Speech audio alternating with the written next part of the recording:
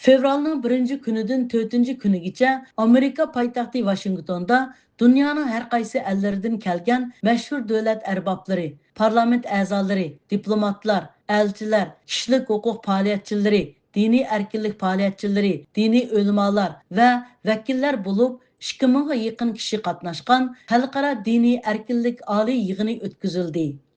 Bu yig'in dunyoning har qaysi joylaridagi diniy e'tiqodiy sababli bostirishlarga uchragan xalqlarga ovoz berib, diniy erkinlik va dunyo xavfsizligi o'tirsidagi bog'lanishning strategiyalik ahamiyatini tahlil qilishni, erkinlikning dunyo tinchligini ilgari suradiganligi, diniy bostirishning bo'lsa dunyoda har xil to'qinishlarning bosh ko'tarishiga sabab bo'lganligini nuqtaliq muzokara qiladigan muhim bir yig'in edi.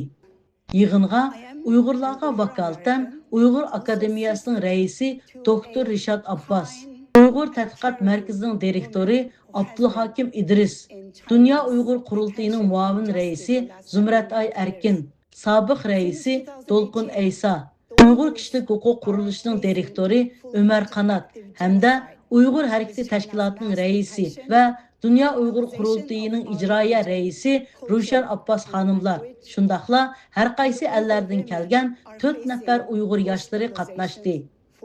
Bu yig'inning asosliq sahnasida Ruşen Abbas xonim nuqtaliq so'zlaguvchilarning biri sifatida so'z qildi. The Uyghur population dropped down to 0% in some of the majority the Uyghur populated areas, and Chinese embassy in the United States publicly celebrated those genocidal efforts by Ruşen xonim Xitoyning chegara halqigan bostirishları temisi ostida Sharqiy Turkistonda davom qilayotgan diniy dafsandichilikni, ayollar va bolalar duch kelayotgan xo'rliqlarni, majburiy emgak hamda Xitoyning chegara halqigan bostirish jinoyatlarini o'z ichiga olgan Uyg'ur irqiy qirg'inchiligini bayon qilib, yig'in ahlining diqqatini Sharqiy Turkistondagi zulmga markazlashtirdi. Xitoy turmasiga begunoh qamalgan hadisi Gulshan Abbosning fojiasini misol qilib turib, Xitoy tashviqotining saxta yuzini oshkorildi.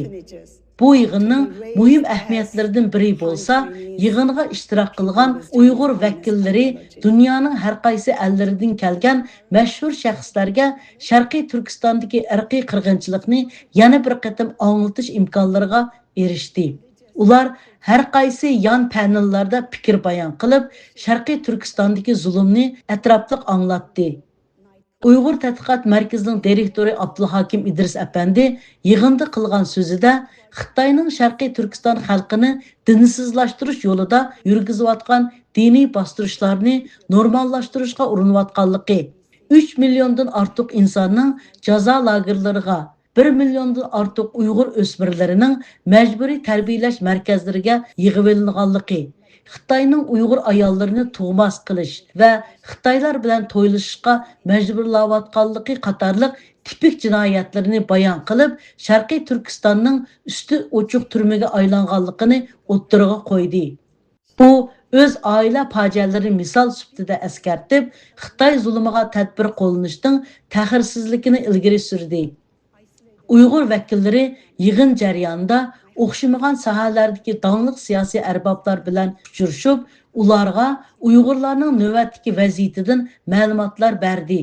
Uyg'urlarning talab istaklarini bildirdi. Xitoyning chekidan oshgan jinoyatlariga xotim berish uchun dunyoning kaskin tadbirlarga murojaat qilishi lozimligini, sukut yo'li bilan Xitoyga yantayoq bo'lmasligini o'ttirg'i qo'ydi. Yig'in asnosida nurg'un kishilar Uyg'urlar masalasiga hissdoshlik bilan muomala qildi. Uyg'urlar masalasini davomli xalqaro kun tartibida tutib turishning zarurligini ta'kidlashdi. Uyg'ur vakillari Amerika va Yevropa ittifoqining muhim siyosiy arboblari bilan fikr almashtirdi. Amerika Tashqi ishlar ministrligining yordamchi ministri Riley Barnes apandimi Uyg'urlar bilan ham suhbatda bo'ldi. Bularning ichida yana Amerikaning BDTdagi bosh elchisi Mike Waltz, Yevropa parlamentining a'zosi Miriam Laxman qatorliqlarmi bor.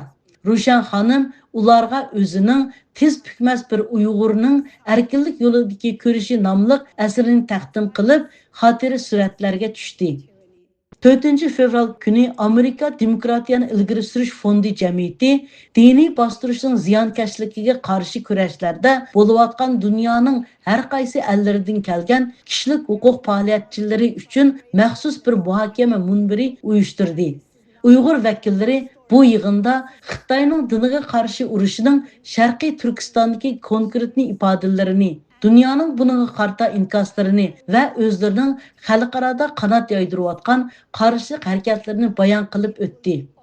4 fevral günü yana Amerika Kongressida o'tkazilgan diniy erkinlik yig'inida Rushan Abbas Sharqiy Turkistondagi diniy zulmlarni konkretni misollari bilan o'ttirg'a qo'ydi.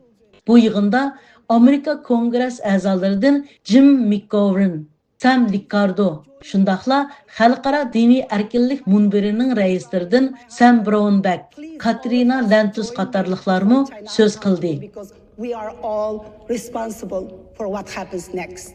Thank you.